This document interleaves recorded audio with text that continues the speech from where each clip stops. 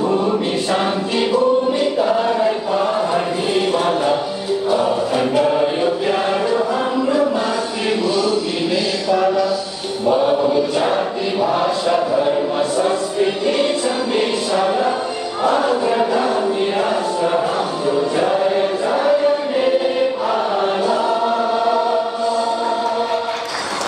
Thank you very much. तर हामीले अलिकति प्र्याक्टिस भने गरेर हिँड्छौँ भन्ने कुरा थाहा हो, तर ठिक छ। एनिवे गीत गाउने कुरा हो, राष्ट्रगान गाउने कुरा सबैले मिलेर गायौँ। ठिक छ, हामीले आफै गायौँ। अगाडि म अब स्वागत मन्तव्यका लागि आग्रह गर्दछु र स्वागत मन्तव्यलाई यो कार्यक्रम मार्फत प्रकाश पार्दै हुन सबैलाई स्वागत गर्नुको लागि म गीतकार सङ्घ नेपालका वर्तमान उपाध्यक्ष तथा अधिवक्ता श्री रमेश कोइरालाज्यूलाई आग्रह गर्न चाहन्छु।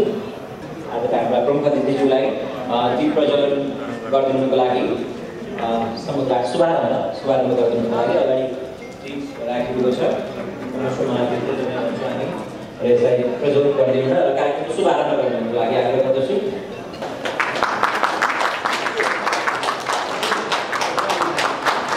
बनाइराख्नु भयो भने हामी सम्मानतर्फ लाग्न पाउँछौँ होइन, सम्मान दिन पाउँछौँ।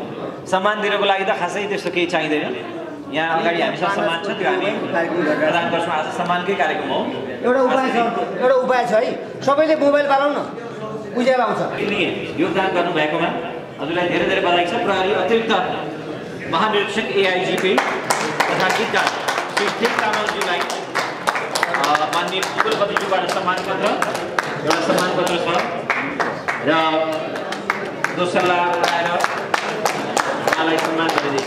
यो एउटा प्रहरी अधीक्षकले कति धेरै योगदान पुर्याउन सक्नुहुन्छ हाम्रो बौद्धिक सम्पत्तिको संरक्षणमा भन्ने पनि एउटा उदाहरण हो यो हाम्रा लागि। यो हाम्रो खुसीको कुरा हो।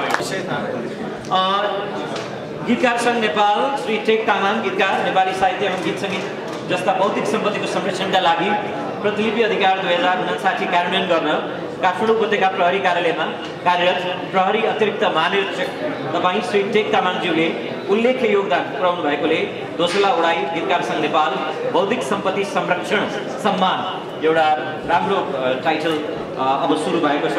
आगामी दिनमा यो निरन्तरता पाइनेछ। चेतन खतिवडा कोषाध्यक्ष, टिका राई शिव महासचिव, वसन्त विद्यार्थी थापा अध्यक्ष, माननीय कुलपति श्री गोपाल राई नेपाल प्रज्ञा प्रतिष्ठान काठमाडौँ।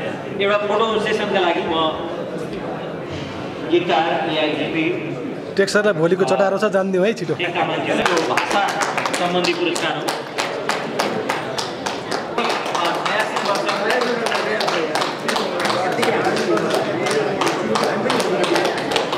हजुर, अब अरू सदस्यहरूको नाम तपाईँले भनिदिनु र अर्को एउटा थापा गीति पुस्तक पुरस्कार हो यो।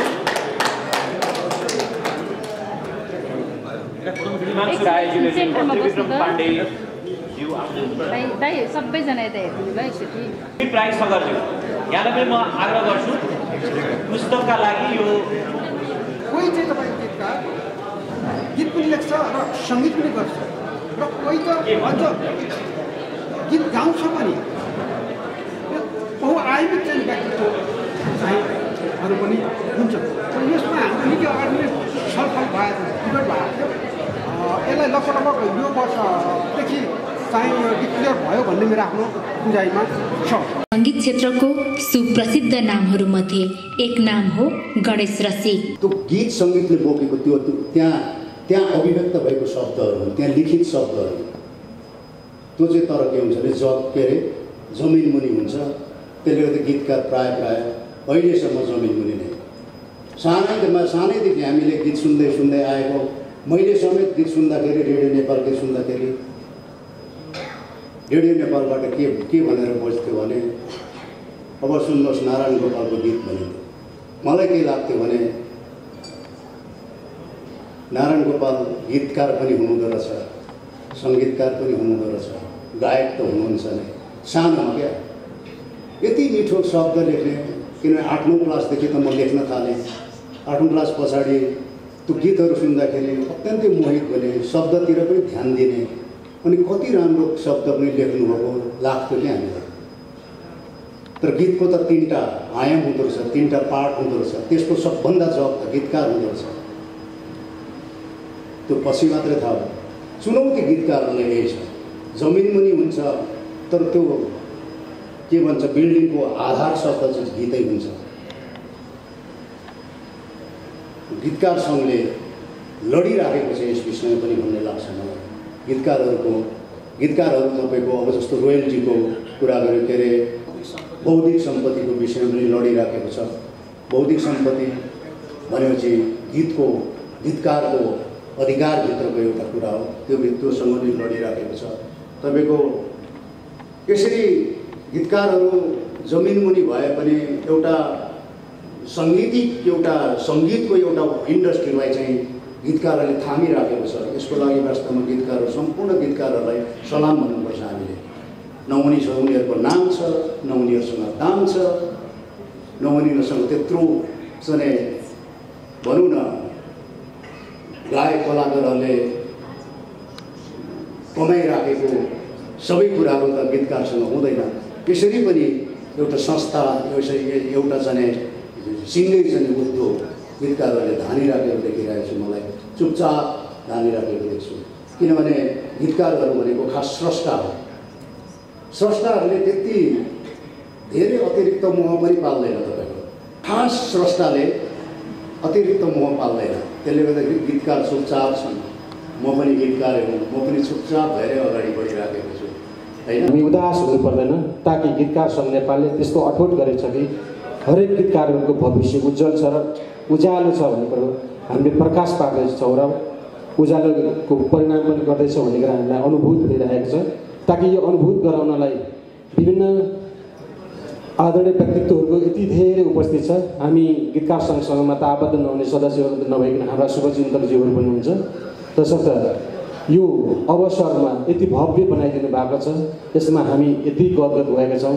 यो आज हाम्रो गीतकार सङ्घ नेपालको उत्सव हो, यो महोत्सव हो, तपाईँहरू सहभागी भइदिनु भयो। हामी यति आनन्दित भएका छौँ, एकदमै खुसी भएका छौँ। यति बेला गीतकार सङ्घ नेपालको हक अधिकारको लागि र गीतकार सङ्घको समर्थन चाहिन्छ भनेर 2067 साल जेठ 14 गते ताकि 7 जना जम्मा भएर जो संस्थापक सदस्यहरू हुनुहुन्छ उहाँप्रति म सलाम गर्न चाहन्छु।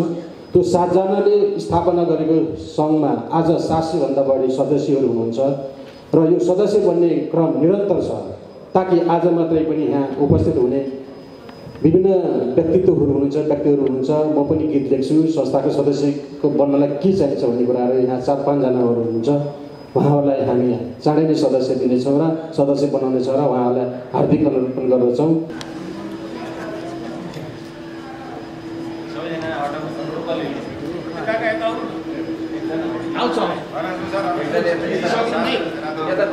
Right side